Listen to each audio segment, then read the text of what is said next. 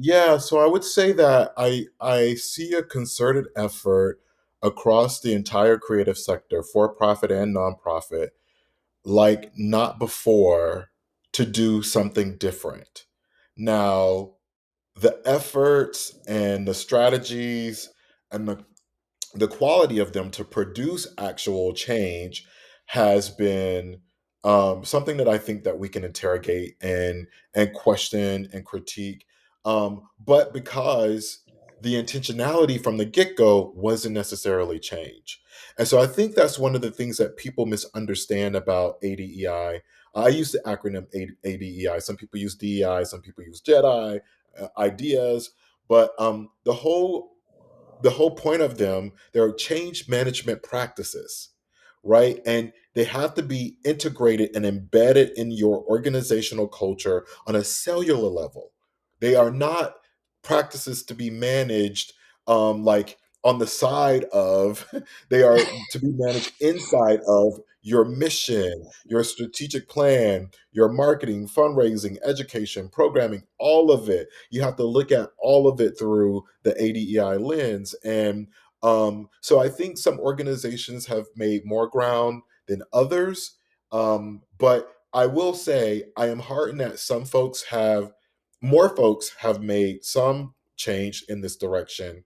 I am a little bit distressed and disturbed that this progress, as little as it is, or whatever it is, could be thwarted by the political theater that Edward Bloom and his strategic conservative attack on affirmative action and DEI is posing, where some people now are afraid to be sued. And so it really is a question of, well, DEI or ADEI does not want you to discriminate against people anyway, right? The practice is not about discriminating. Actually, it is antithetical to the practice. In Right. fact, what we want is, at least in my view, ADEI is an opportunity to maximize the potential for every person to fulfill their human potential. Everyone, Mm. like all of us. There is not one among us who is undeserving of the opportunity to develop their full potential as a human. I'm just convinced of that. All of us have that right. And we should be able to do so without the constraints of the caste and the like isms that it produces. And in terms of AAC, I think the needs are still the same, except that AAC at this age is at a point in its organizational life cycle where it's growing up. It's still not 10 Mm. years just yet. I think in 2026 it will be 10 years old. So if you think about AAC as if it's a